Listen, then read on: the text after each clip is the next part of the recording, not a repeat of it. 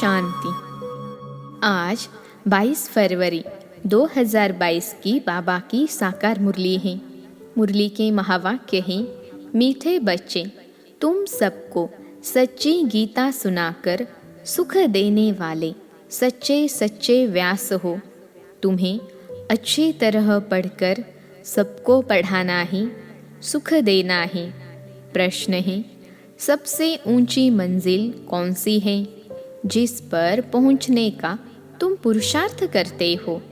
उत्तर है, अपने को अशरीरी समझना, इस देह अभिमान पर जीत पाना, यही ऊंची मंजिल है। क्योंकि सबसे बड़ा दुश्मन है देह अभिमान। ऐसा पुरुषार्थ करना है जो अंत में बाप के सिवाय कोई याद न आए। शरीर छोड़ बाप के पास जाना है। यह शरीर भी याद न रहे, यही मेहनत करनी है। गीत है इस पाप की दुनिया से। ओम शांति। जीव आत्माएं या बच्चे समझते हैं दिल में कि अभी हमको बाबा कहाँ ले चलते हैं। बरोबर जहाँ से हम आए हैं वहाँ ही ले चलेंगे। फिर हमको पुण्य आत्माओं की सृष्टि, जीव आत्माओं की दुनिया में भेज देंगे। श्रेष्ठ और भ्रष्ट अक्षर निकले हैं, जरूर जीव आत्माओं को ही कहेंगे। सुख व दुख जब शरीर में है तब ही भोगा जाता है। बच्चे जानते हैं कि अब बाबा आया है। बाबा का नाम हमेशा शिव है। हमारा नाम सालीग्राम है। शिव के मंदिर में सालीग्रामों की भी पूजा होती है। बाबा ने समझाया था, एक है रुद्र ज्ञान यज्ञ, दूसरा है रुद्र यज्ञ। उसमें खास बनारस के ब्राह्मणों पंडितों को बुलाते हैं रुद्र यज्ञ की पूजा के लिए। बनारस में ही शिव के रहने के अनेक मंदिर हैं। शिव काशी कहते हैं, असल नाम काशी था। फिर अंग्रेजों ने बनारस नाम रखा। वाराणसी नाम अभी रखा है। भक्ति मार्ग में आत्मा परमात्मा का ज्ञान तो है नहीं। पूजा दोनों की अलग अलग करते हैं। एक बड़ा शिवलिंग बनाते हैं, बाकी छोटे छोटे सालीग्राम अनेक बनाते हैं। तुम जानते हो, हम आत्माओं का नाम है सालीग्राम और हमारे बाबा का नाम है शिव। सालीग्राम सब एक साइज के बनाते हैं, तो बरोबर बाप और बेटे का संबंध है।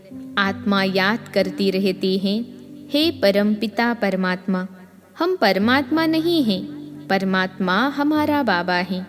यह समझाने की मत तुमको दी गई है।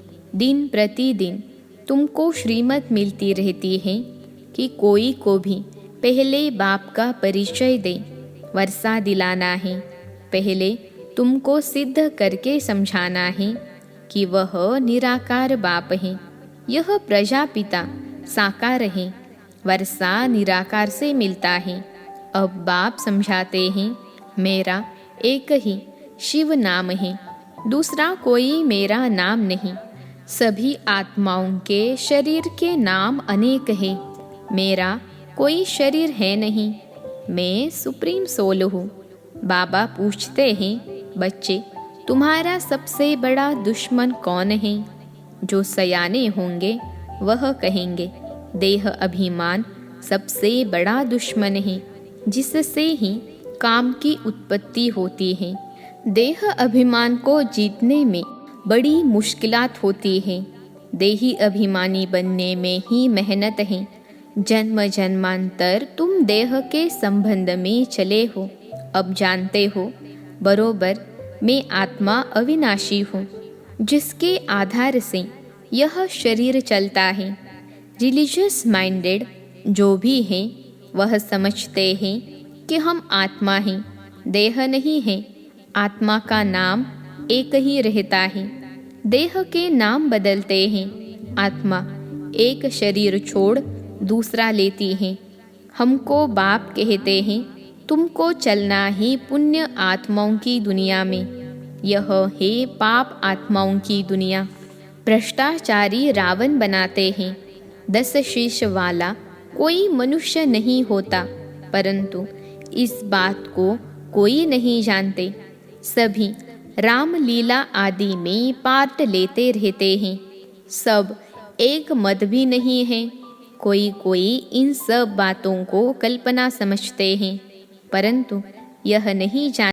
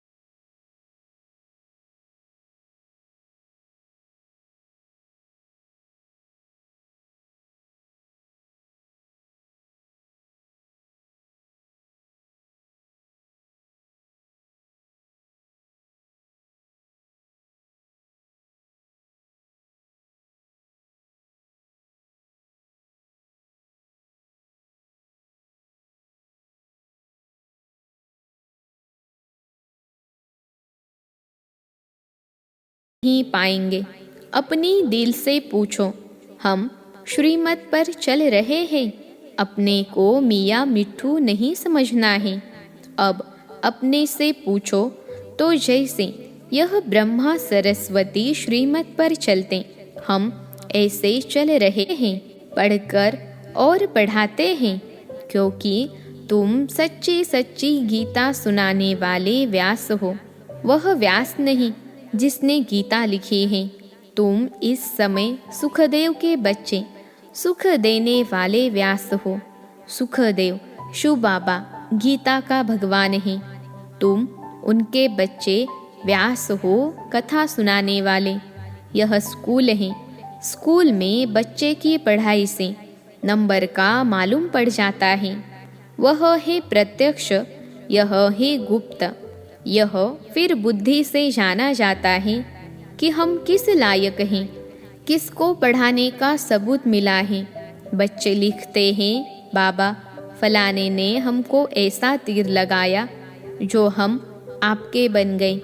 कोई तो सामने आते भी कह नहीं सकते कि बाबा हम तो आपके बन गए। कई बच्चियां पवित्रता के कारण मार भी खाती रहती हैं। कोई तो बच्चे बन फिर टूट भी पड़ते हैं, क्योंकि अच्छी तरह से पढ़ते नहीं तो बाप कितना अच्छी रीति समझाते हैं कि बच्चे सिर्फ मुझे याद करो और पढ़ो। इस नॉलेज से तुम चक्रवर्ती राजा बनेंगे। घर के बाहर भी लिख दो, 1 सेकेंड में जीवन मुक्ति मिल सकती है। जनक मिसल 21 जन्मों के लिए 1 सेकेंड में तुम विश्व के मालिक बन सकते हो। विश्व के मालिक तो जरूर देवताएं ही बनेंगे ना। सो भी नई विश्व, नया भारत। जो भारत नया था सो अब पुराना हो गया है। सिवाय भारत के और कोई खंड को नया नहीं कहेंगे। अगर नया कहेंगे तो फिर पुराना भी कहना पड़ेगा। हम फूल नए भारत खंड में जाते हैं। भारत ही 16 कला संपूर्ण बनता है, और कोई खंड फूल मून हो न सके। वह तो शुरू ही आधे से होता है। कितने अच्छे अच्छे राज हैं। हमारा भारत ही सच खंड कहलाया जाता है। सच के पीछे फिर झूठ भी है। भारत पहले फुल मून होता है, पीछे तो अंधियारा हो जाता है। पहला झंडा है हेविन का, गाते भी हैं पैराडाइज था। हम अच्छी तरह से समझा सकते हैं क्योंकि हमको सारा अनुभव है। सतयुग त्रेता में हमने कैसे राज्य किया, फिर द्वापर कलयुग में क्या हुआ, यह सब बुद्धि में आने से कितनी खुशी आनी चाहिए। सतयुग को सोजरा, कलयुग को अंधियारा कहा जाता है। तब कहते हैं ज्ञान अंजन सद्गुरु दिया। बाबा ने कैसे आकर तुम अब लाओ माताओं को जगाया है। साहूकार तो कोई मुश्किल ही खड़ा होता है। इस समय सचमुच बाबा गरीब निवाज हैं। गरीब ही स्वर्ग के मालिक बनते हैं, साहूकार नहीं। इसका भी गुप्त कारण है। यहाँ तो बलिहार जाना पड़ता है। गरीबों को बलिहार जाने में देरी नहीं लगती, इसलिए सुदामा का मिसाल गाया हुआ है। तुम बच्चों को अब रोशनी मिली है, परंतु तुम्हारे में भी नंबरवार हैं और सबकी जोत उझाई हुई है। इतनी छोटी सी आत्मा में अविनाशी पार्ट नूंदा हुआ है। वंडर है ना, यह कोई साइंस की शक्ति नहीं है। तुमको अब बाबा से शक्ति मिलती है। बरोबर यह अविनाशी चक्र है जो फिरता रहता है। इनका कोई आदि अंत नहीं है। नया कोई यह बातें सुने तो चक्री में आ जाए। यहाँ 10-20 वर्ष वालों को भी पूरा समझ में नहीं आता है, न किसको समझा सकते हैं। तुमको पिछाड़ी में सब पता पड़ जाएगा कि फलाना फलाने के पास जन्म लेगा, यह होगा। जो महावीर होंगे उन्हों को आगे चलकर सब साक्षात्कार होते रहेंगे। पिछाड़ी में तुमको सतयुग के झाड़ बहुत नज़दीक दिखाई पड़ेंगे। महावीरों की ही माला है ना, पहले 8 महावीर, फिर है 108 महावीर। पिछाड़ी में बहुत फर्स्ट क्लास साक्षात्कार होंगे। गाया भी हुआ है, परमपिता परमात्मा ने बाण मरवाए। नाटक में बहुत बातें बनाई हैं। वास्तव में यह स्थूल बाणों की बात नहीं। कन्याएं माताएं बाणों से क्या जाने। वास्तव में यह ही ज्ञान बाण, और इन्हों को ज्ञान देने वाला बरोबर परमपिता परमात्मा है। कितनी वंडरफुल बातें हैं, परंतु बच्चों को एक ही मुख्य बात घड़ी घड़ी भूल जाती है। सबसे कड़ेते कड़ी भूल होती है जो देह अभिमान में आकर अपने को आत्मा निश्चय नहीं करते। सच कोई नहीं बतलाते। सच तो कोई आधा घंटा भी सारे दिन में मुश्किल याद में रह सकते हैं। कोई को समझ में भी नहीं आता कि योग किसको कहा जाता है। मंजिल भी बहुत ऊंची है। अपने को अशरीरी समझना है। जितना हो सके उतना पुरुषार्थ करना है। जो पिछाड़ी के समय कोई भी याद न पड़े। कोई तत्वज्ञानी ब्रह्मज्ञानी अच्छे होते हैं तो गद्दी पर बैठे बैठे समझते हैं हम तत्व में लीन हो जाएंगे। शरीर का भान नहीं रहता है।